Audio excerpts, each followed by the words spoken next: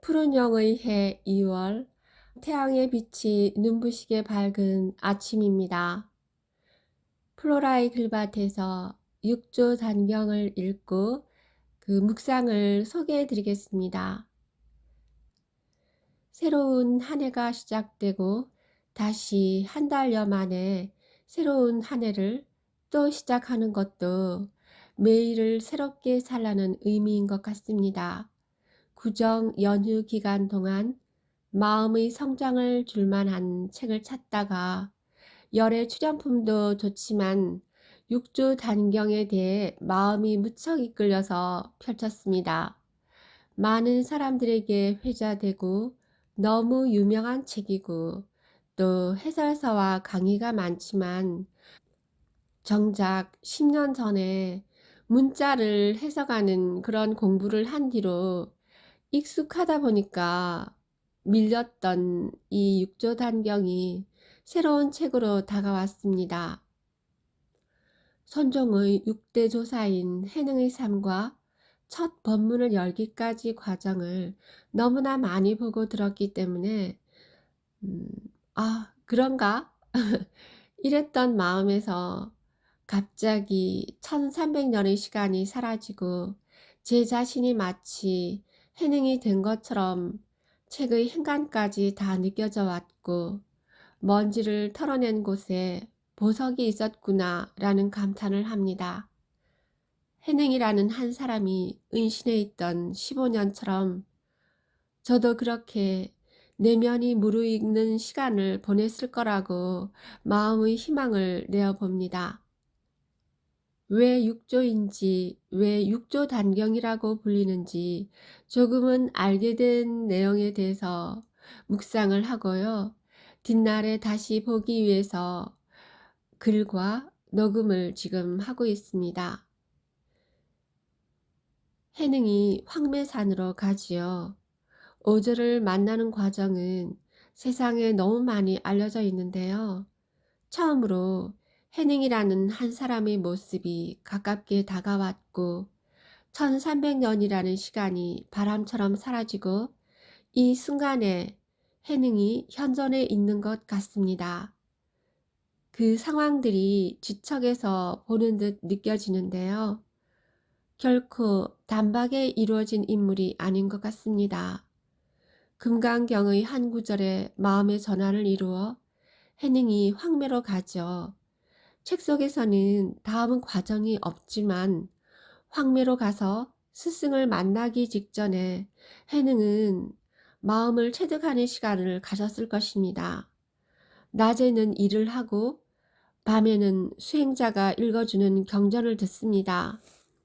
이분이 마음의 차원이 높아진 것은 자신의 삶에서 끝없이 하심하면서 글자를 몰랐기 때문에 듣는 마음의 능력이 탁월했을 것입니다. 황매에서 오조 홍인대사를 만나기 전에 이미 예습이 다 되어 있었을 것입니다. 만났을 때 무척 비범했기 때문에 방아 찧는 일을 시켰죠. 해능은 이미 익숙해져서 낮에는 일하고 물깃는 일상 속에서 현상을 그대로 보지 않고 그 현상 속에 있는 본질, 본체, 오로지 마음에 집중되어 있어서 시간이 오고 가는 줄 몰랐을 것입니다. 즐겁고 행복했을 겁니다. 너무나 다 알려진 내용이라서 생략하고요. 여기서 해능의 개성이 나오는데요. 오조가 별것 아니라고 합니다. 이 사람의 인물됨을 다른 사람들이 눈치채지 못하도록 당시에 이미 다른 사람으로 그 육조가 예정된 분위기가 형성되어 있었기 때문에 세상 사람들이 해능을 알아보지 못하도록 해능을 은신시키는 거죠. 여기서 나온 해능의 개성에서 본래 무일물, 이 말은 정말 유명한데요. 현상에서 본질을 보는 차원이죠. 해안인데요. 색즉 시공입니다. 여기서 더 나아가야 합니다. 그 다음 본문에서 중요한 것이 나옵니다. 오조가 해능의 그 개송을 본 후에 주장자를 3번 바닥을 칩니다. 해능이 이것을 알아듣고 삼경에 오조를 찾아뵙자 거기서 대지가 진동할 일이 벌어집니다. 비밀리에 법의 전수식이 벌어지는데요. 오조가 금강경을 해능에게 설해주고요. 해능이 금강경을 듣고 처음 발심의 계기가 되었는데 응무소주 이생기심에서 다시 크게 깨닫습니다. 육조 단경에 의하면 해능이 그 구절에 이르러서 일체 만법이 자기 성품을 떠나지 않음을 크게 깨닫고서 스승께 자성에 대한 깨달음을 말씀드린다고 나옵니다. 여기서 중요한 게 해능이 더욱 진일보해서 법안을 체득한 것이 나옵니다. 본래 무일물이 해안이고 현상에서 본질을 보는 차원이라고 앞에서 말씀을 드렸는데요. 색즉 시공이죠. 그런데 선지식 앞에 와서는 법을 전수받을 때 법안이 열립니다. 법안은 공즉시색인데요.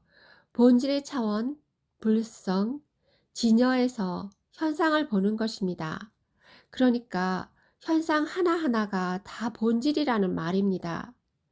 대긍정인데요. 대긍정, 대희망, 대찬탄입니다. 모든 존재는 자신이 내면에 불성을 지니고 있고 여기서 만법이 나옵니다. 이것을 해능이 법안이 열려서 완전한 오도성을 말합니다. 하기자성 본자청정, 하기자성 본불생멸, 하기자성 본자구족, 하기자성 본무동요, 하기자성 능생만법. 풀어보면요. 어찌 자성이 본래 스스로 청정하다는 것을 기약했으며 어찌 자성이 본래 나고 사라짐이 없음을 어찌 자성이 본래 스스로 구족함을 어찌 자성이 본래 흔들림이 없음을 어찌 자성이 능히 만법을 내는 줄 알았겠습니까? 그러자 스승인 오조 홍인대사가 이렇게 말한 것도 매우 중요합니다. 본심을 알지 못하면 법을 배워 무슨 이익이 있으랴. 스스로 본심을 알고 본성을 보면 곧 장부, 천인사, 불인이라 라고 했습니다. 그러니까 천인과 인간의 스승, 부처라고 했습니다. 스스로 본심을 보고 본성을 보는 것이 부처라고 지금 선지식이 말하고 있는 것입니다. 오조 홍인대사가 해능에게 돈교와 가사와 바루를 전하면서 해능은 육조가 되었는데요. 이 과정에서 이 내용을 언어로는 알아듣고 있지만 스스로 심화하고 체득해 들어가는 내면의 궁구, 깊은 성찰과 새로워지려는 생귀, 의법 출생의 시간을 지금 갖고 있습니다. 매일 매순간 찰나마다 새하늘, 새 땅, 새 마음, 새 사람, 생귀를 실현하고 의법 출생해야 되는 거라고 스스로 자격문을 씁니다. 익숙함, 되풀이 되는 생각들, 이것에서 벗어난다기보다 본질에서 그것을 보는 안목이 중요한데요. 그러면 해방되고 벗어나서 마음의 행복을 누립니다. 새로운 눈, 법안으로 살 수 있음을 해능이라는 선지식이 내게 준 이 선물 같은 시간에 감사드립니다. 추구할 것도 아니고 책 속에 언어 속에 있는 것도 아니고 바로 나의 현존, 존재, 본질에 선지식이 이미 놔두어 계셨다는 생각이 듭니다.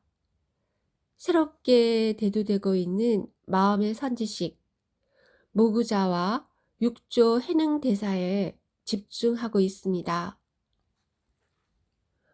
어제 15살의 영재가 부르는 겨울 장미라는 노래를 들었는데요.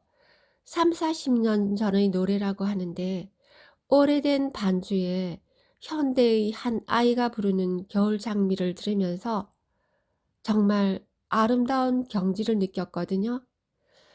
마치 제가 해능이라는 사람의 생애를 사유하는 것이 그 해능이 겨울 눈꽃으로 피어난 것 같은 그런 느낌이 드는데요.